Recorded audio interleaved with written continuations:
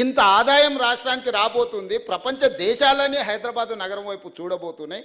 ఇన్ని దేశాలను ఒక దగ్గరికి మనం రప్పించగలిగిన శక్తి సామర్థ్యం నీకుంటే, అమెరికాలో చదివచ్చినావు కదా, 10 ఏళ్ళలో ఎందుకు తీసుకురాలేదు? ఫార్ములా ఈ రేస్ అంట. ఫార్ములా ఈ రేస్ ముసుగులో ప్రభుత్వం పైసలు నువ్వు కొల్లగొట్టినావు స్వామి. అందుకోసమనే నువ్వు కేసు ఎదుర్కొంటున్నావు. నీకు నాకు పోలిక లేదు. ప్రజల కోణంలో ప్రజా సమస్యలను పరిష్కరించాలన్న ఆలోచనతో నేనున్నా. ఉద్యమం ముసుగులో మొత్తం ఉన్నదంతా ఊడ్చుకపోదామన్న ఆలోచనలో మీరున్నారు. నీకు నాకున్న తేడా ఇది. ఏ రోజైనా మిమ్మల్ని నా కుటుంబ సభ్యులకి ఇట్లా కలిసి చెప్పడానికి మాట్లాడినారా? మీరు మీరు మీరు ప్రత్యక్ష సాక్షులే కదా. నేనేం కొత్తగా చెప్పాల్సిన పని లేదు కదా. నేను ఎందుకు ఇవన్నీ మీ దగ్గర పంచుకుంటున్నా అంటే, ఇవన్నీ చర్చలు జరగాలి. 10 సంవత్సరాల వాళ్ళ పరిపాలన, మొదటి 6 నెలలు మనకు పార్లమెంట్ ఎన్నికల వరకు మనం పరిపాలన చేసింది. ఇలా తర్వాత 10 నెలలు మనం పరిపాలన చేసింది. 10 నెలల్లో నేను తీసుకున్న నిర్ణయాలను విశ్లేషించండి. విశ్లేషించి మార్కులు ఇవ్వండి. పట్టు వచ్చిందా, పట్టు రాలేదా? పట్టింపు లేకుండా వ్యవహరించిన మీ విధానానికి, పట్టుదలతో నా రాష్ట్రాన్ని పునర్నిర్మించాలన్న మా విధానానికి పట్టు ఉందా లేదా చూడండి. 8 లక్షల కోట్ల రూపాయలు నువ్వు అప్పులు చేస్తే సంవత్సరానికి మన ఈ 15 నెలల 1,53,000 కోట్ల రూపాయలు ఆయన చేసిన అప్పులకు తప్పులకు అసలు మిత్తి కట్టిన నేను.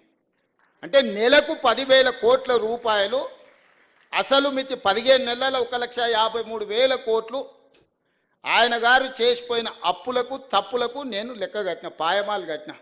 ఊర్లలో అంటారు కదా, బందర్తో లేరురా పాయమాలు కట్టి చూర్రా అని. సరిగ్గా 15 నెలల 1,53,000 కోట్ల రూపాయలు బ్యాంకులకు నేను, 88,000 కోట్ల అసలు, 64,000 కోట్ల మిత్తి, దాదాపు 1,53,000 కోట్ల రూపాయలు నేను కట్టిన ఈ 15 నెలలు. ఈ 1,53,000 కోట్లు ప్రజలు కట్టిన పన్నులు నా దగ్గరనే ఉంటే 75 లక్షల మంది రైతులకు 2 లక్షల రూపాయల రుణమాఫీ ఒక గంటలో చేసి ఉండేటోని. 30 లక్షల పేదోళ్ళ కుటుంబాలకు 5 లక్షల ప్రకారం 30 లక్షల ఇందిరమ్మ ఇల్లు ఒక్క సంవత్సరంలో కట్టి ఈ రాష్ట్రంలో ఏ పేదోడికి కూడా ఇల్లు లేదు అనుకుంటే అందరికీ ఇల్లు ఇచ్చి ఉండేటోని. నేను అప్లికేషన్లు తీసుకుంటే నాకు ఇల్లు కావాలని అడిగిన వాళ్ళు 25 లక్షల మంది. ఈ 25 లక్షల మందికి నువ్వు చేసిన అప్పులకు నేను కట్టిన పాయమాలు నా దగ్గర జేబులో ఆ నగదే ఉంటే ఈ రాష్ట్రంలో ఏ పేదోడు కూడా ఇల్లు లేదు అని అనుకుంటే ఇచ్చుండేటోని. ఒక వ్యక్తి ఒక కుటుంబం చేసిన అప్పులకు మొత్తం తెలంగాణను సర్వం వడ్డీ కడితే కూడా ఇది ఒక్క సంవత్సరంతో తీరేది కాదు. ఇట్లా నేను ఎంతకాలం ఉంటే అంతకాలం ఇట్లా కట్టాల్సిందే. ఇంకా పెరుగుతూనే ఉంది, తగ్గుతలేదు. ఇంతెందుకు ప్రభుత్వ ఉద్యోగులకు 58 ఏళ్ళని 61 ఏళ్ళకి చేసింది. ఇప్పుడు ఆ 61 ఏళ్ళు కూడా అయిపోయి రిటైర్ అయిపోతారు. పాతోళ్ళకు కొత్తోళ్ళకి కలిసి రిటైర్మెంట్ బెనిఫిట్స్ 8,000 కోట్ల రూపాయలు బకాయిలు పెట్టిపోయింది. నేను నెలకు 200 నుంచి 300 కోట్లు నాకున్న వెసులుబాట్లు వాళ్ళకి ఇస్తే ఏ మూలకి సరిపోతాయి? ఎవరికి ఇవ్వాలి? నేను 35 ఏళ్ళు ప్రభుత్వ ఉద్యోగం చేసిన ఉద్యోగస్తులకు రిటైర్మెంట్ బెనిఫిట్స్ ఇవ్వడానికి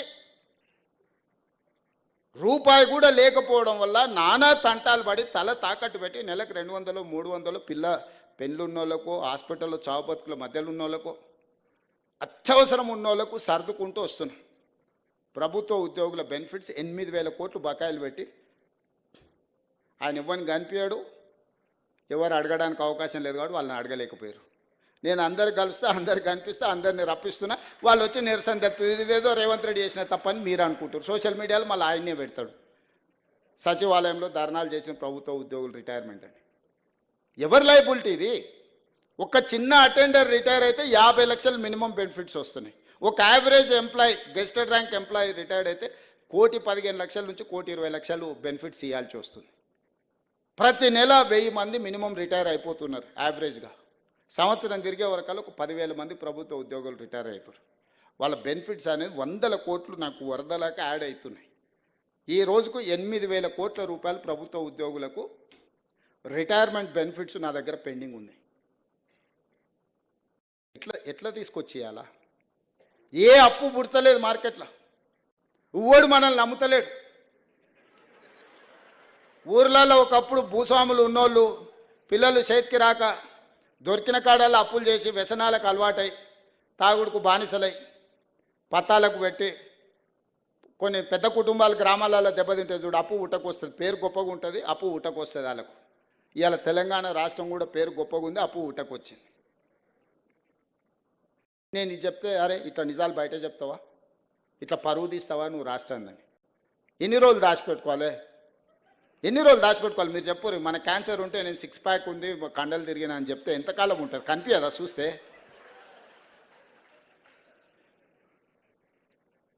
అందుకే ఉన్నది ఉన్నట్టుగా చెప్పి మిమ్మల్నే అడుగుతున్నా, కొంత వెసులుబాటు ఇవ్వండి, నేను కూడా తీసుకుంటా, నేను కొంచెం డెట్ రీస్ట్రక్చర్ చేసుకుంటున్నా, బ్యాంకులలో మిత్తి పర్సంటేజ్ తగ్గించుకుంటున్నా.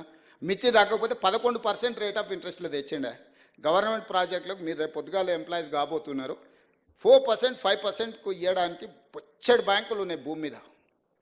కాకపోతే వాడు మొత్తం డీటెయిల్ ప్రాజెక్ట్ రిపోర్ట్ అడుగుతాను, నువ్వు దేనికి అప్పు అడుగుతున్నావు, ఏం చేస్తావు, ఎట్లా చేస్తావు, ఏం కడతావు, కట్టేదానికి ఎంత ఖర్చు అవుతుంది, ఎస్టిమేట్స్ ఏంది, ప్రాజెక్ట్ రిపోర్ట్ ఇవి, మళ్ళీ వెనక్కి ఎట్లా కడతావు, దీని ఆదాయం ఎట్లొస్తాను మొత్తం పేపర్లు అడుగుతాడు. పక్కాగా అప్పు ఇచ్చేటోడు పక్కాగా పత్రాలు అడుగుతాడు, అవునా?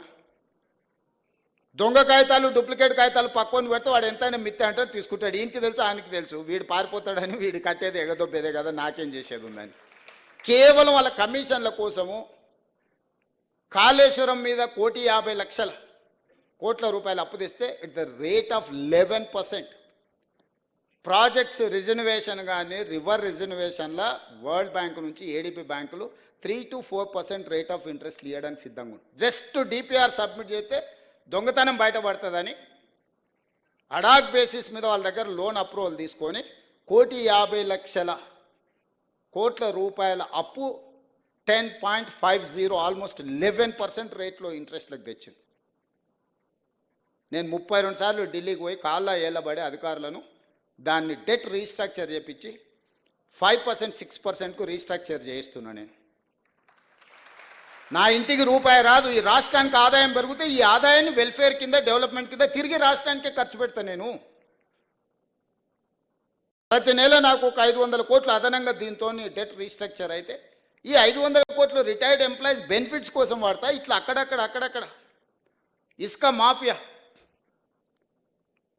2016-17 600-700 కోట్లు ఉన్న ఇన్కమ్ ఇసుక 2025లో కూడా సేమ్ అదే ఉంది, 600-650. మనం నెల కింద నాకు కోపం వచ్చి ఏందైతే దీని కథ తెలుద్దాం అసలు దంచురాని దంచిపిస్తే అంతకుముందు 1,500 వచ్చేది పర్ డే, 1,500 యావరేజ్గా. నేను దంచడం మొదలుపెట్టినాక ఎగ్దాం 3.5 కోట్ల నుంచి 4 కోట్లకు పోయింది. రోజుకు 2.5-3 కోట్ల ఆదాయం పెరిగింది. ఒక్క సంవత్సరానికి 2 కోట్ల యావరేజ్ చేసుకుని 700 కోట్లు. 10 ఏళ్ళల్లో 7,000 కోట్లు ఇసుకలో వీళ్ళు దోపిడీకి పాల్పడ్డారు. ఇసుక మాఫియా వీళ్ళు. మీరు పంచాయతీరాజ్ అండ్ మున్సిపల్ శాఖలో పనిచేస్తున్నారు, రేపటి నుంచి మీకు తెలుస్తుంది. ఎందుకు ఈ వివరాలు చెప్తున్నా అంటే, నేను చెప్పిన మా అధికారులు గ్రామ పంచాయతీ నుంచి DTCP, director town country planning ఎక్కడ పర్మిషన్ వచ్చినా ఆన్లైన్ యాప్లో అప్లోడ్ చేయండి. ఎంత స్టీల్ కావాలి, ఎంత సిమెంట్ కావాలి, ఎంత ఇసుక కావాలి, ఏడగొన్నాడు లెక్క దీపిరి. ట్యాక్స్ ఎక్కడ పోతుంది, ఆటోమేటిక్ వచ్చి ఖాతాలో పడుతుంది. దొంగతనాన్ని మనం సాంకేతిక నైపుణ్యంతో నిరోధిస్తే లెక్క పక్కాగా తెలుస్తుంది. అందుకే దాన్ని కూడా సెంట్రలైజ్ చేయమని చెప్పిన. మైనింగ్ వాళ్ళను, మున్సిపల్ వాళ్ళను, పంచాయతీరాజ్ శాఖ వాళ్ళని అనుమతులు ఇచ్చేటోళ్లకు ఈ మెటీరియల్ ఎక్కడి నుంచి రావాలి. నేను మా వాళ్ళని లెక్కలు అడిగితే ఇంతకంటే పెరగదు సార్ అన్నారు. అవునా, అట్లనే రాండి కూర్చోండి. నేను ప్రిన్సిపల్ సెక్రటరీ, ఐఏఎస్లు వాళ్ళంటే పెద్ద పెద్ద చదువులు చదువుకున్న వాళ్ళు, మనకు చదువు లేదు. కానీ నేను ఒక లెక్క చెప్పిన, రాష్ట్రంలో స్టీల్ ఎంత అమ్ముడు పోయింది, సిమెంట్ ఎంత అమ్ముడు పోయిందో లెక్క తీయరి.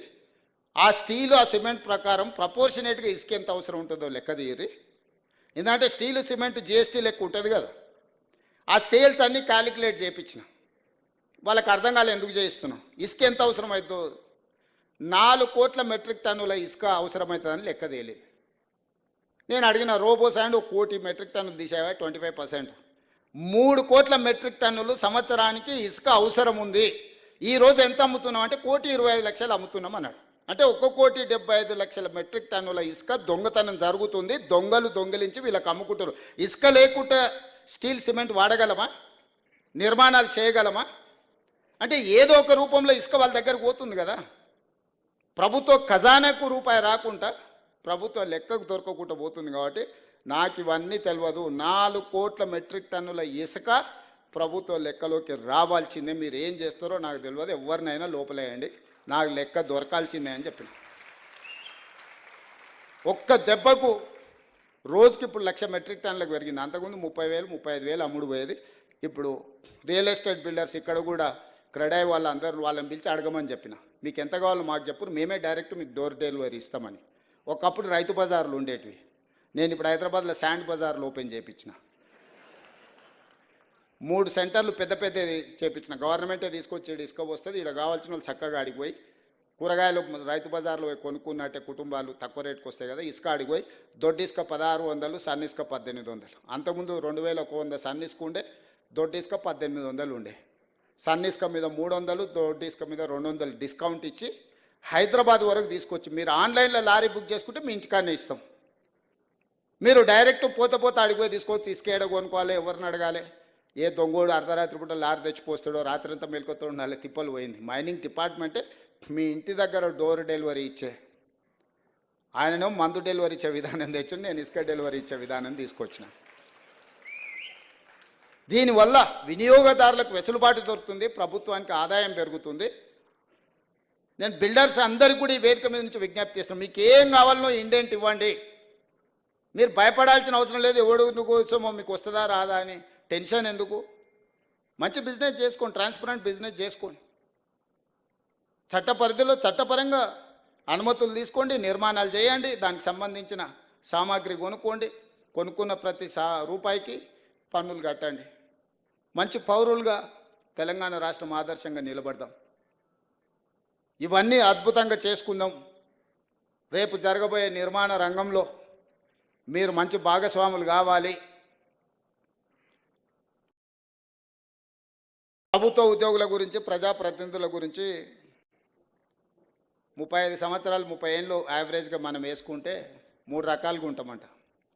చేరిన మొదటి 10 సంవత్సరాలలో గరం ఉంటామంట, రెండో 10 సంవత్సరాలలో నరం అయిపోతామంట, మూడో 10 సంవత్సరాలలో బేషరం అవుతామంట. ఎవ్వరం మనం అట్లా కావద్దు. ఇది ఒక నానుడి మాత్రమే. ఈ నానుడి మన దరి చేరొద్దు. చేరిన గరం మనం రిటైర్ అయ్యే వరకు అట్లనే ఉండాలి.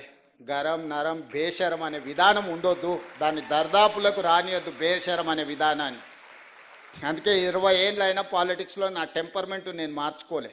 ముఖ్యమంత్రి అయింది కదా ట్రాన్స్ఫార్మ్ కావాలంటారు, ముఖ్యమంత్రి అయింది కదా ట్రాన్స్ఫార్మ్ కావాలి. అప్పుడప్పుడు ఇట్లా మాట్లాడతాడు, కొంత హుందాగా వ్యవహరించాలి కదా అని. నేను హుందాగా వ్యవహరిస్తే అర్థం చేసుకునే వాళ్ళు ఉండాలి కదా. జానారెడ్డి గారు హుందాగానే పెద్ద మనిషిలాగా వ్యవహరించిండు, కానీ కేసీఆర్ ధృతరాష్ట్ర కౌగిల్లో జానారెడ్డి గారి గౌరవాన్ని మొత్తం మంట కలిపిండు కదా కేసీఆర్. అందుకే 20 ఏళ్ళైనా 2004 టైంలో ప్రజా జీవితంలో రావాలని మొదలుపెట్టిన ప్రయాణం 2024 20 ఏళ్ళు పూర్తయింది. 20 ఏళ్ళల్లో మొదటి రోజు నేను జడ్పీటీసీ ఉన్నప్పుడు టెంపర్మెంట్, ఈరోజు ముఖ్యమంత్రి కూడా నా టెంపర్మెంట్లో చేంజ్ లేదు, విజ్డమ్లో చేంజ్ ఉంది. ఎందుకంటే జడ్పీటీసీ ఉన్నప్పుడు జడ్పీటీసీగా వ్యవహరించిన, ఎమ్మెల్సీగా ఉన్నప్పుడు ఎమ్మెల్సీగా, ఎమ్మెల్యేగా ఉన్నప్పుడు ఎమ్మెల్యేగా, పార్లమెంట్ సభ్యుడు అయినప్పుడు దేశ స్థాయి ఇష్యూసు, పార్టీ అధ్యక్షుడు అయినప్పుడు ఒక విజ్డమ్ ఉంటుంది. చీఫ్ మినిస్టర్గా నాకు ఒక విజ్డమ్ ఉండాలి, ఈ తెలంగాణ రాష్ట్రాన్ని ఎట్లా ముందుకు తీసుకెళ్లాలని ఒక ఆలోచన ఉండాలి. విజ్డమ్లో నేను అప్గ్రేడ్ చేసుకుంటున్న నా స్కిల్ని, అంతే తప్ప టెంపర్మెంట్ని మనం లూజ్ అవుతే మనం చేయాల్సిన న్యాయం చేయలేము. ఈరోజు ప్రభుత్వంలో రేపటి నుంచి మీరు ప్రభుత్వ ఉద్యోగులు అవుతారు, సబార్డినేట్స్ అవుతారు. అప్పుడు అంత ఫ్రీగా నేను మీతో ఇట్లా మాట్లాడలేను. రేపటి నుంచి మీరు ప్రభుత్వ ఉద్యోగ వ్యవస్థలు వచ్చినప్పుడు మీకు మీ పై అధికారులు ఉంటారు, మీకు మాకు మధ్యలో చాలా ఏమంటారు లెవెల్స్ ఉంటుంది. చేరబోయే ముందు మీ అందరితోని అన్ని విషయాలు పంచుకోవాలన్న ఆలోచనతోటి బాగా పనిచేయండి. ఈ తెలంగాణను మనం నిర్మించుకొని ఒక మంచి అద్భుతమైన రాష్ట్రంగా, ఇంత గొప్ప రాష్ట్రం ఈ దేశంలో ఎక్కడా లేదు. ఈ రాష్ట్రం ఈ ప్రజల కోసం పనిచేసే అవకాశం రావడం అనేది ఒక అద్భుతమైన అవకాశం. ఇది ఉద్యోగం కాదు, ఇది ఒక భావోద్వేగం. మీరు ఎప్పుడు పనిచేసే ముందు రోజు పొద్దున లేవగానే 2 నిమిషాలు ఆలోచన చేయండి, నిన్నేమైనా తప్పులు చేసినా నేను, ఒక నిమిషం, ఇంకొక నిమిషం, ఈరోజు తప్పులు చేయకుంటే ఎట్లుండాలి. 2 నిమిషాలు ఉదయం నిద్ర లేవగానే ఆలోచన చేసుకుంటే 90% తప్పులు చేయం మనం. ఎక్కడైనా అనుకోకుంటే ఏదైనా జరిగినా కూడా దాన్ని సరిదిద్దుకోవడానికి అవకాశం ఉంటుందని తెలియజేస్తూ మనస్ఫూర్తిగా నూతన నియామకాలలో చేరబోతున్న మీ అందరికీ శుభాకాంక్షలు తెలియజేస్తున్నాను.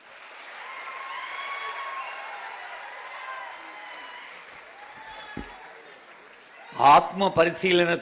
లేటెస్ట్ న్యూస్ తెలుగు మరియు ఇంగ్లీష్ అప్డేట్స్ కోసం ఇప్పుడే క్యూ న్యూస్ అఫీషియల్ యాప్ ని ప్లే స్టోర్ నుండి డౌన్లోడ్ చేసుకోండి. సరికొత్త సమాచారాల కోసం క్యూ న్యూస్ వెబ్సైట్ ని ఫాలో అవ్వండి. ఛానల్లో ప్రాంతీయ, జాతీయ, అంతర్జాతీయ వార్తలు వీక్షించండి.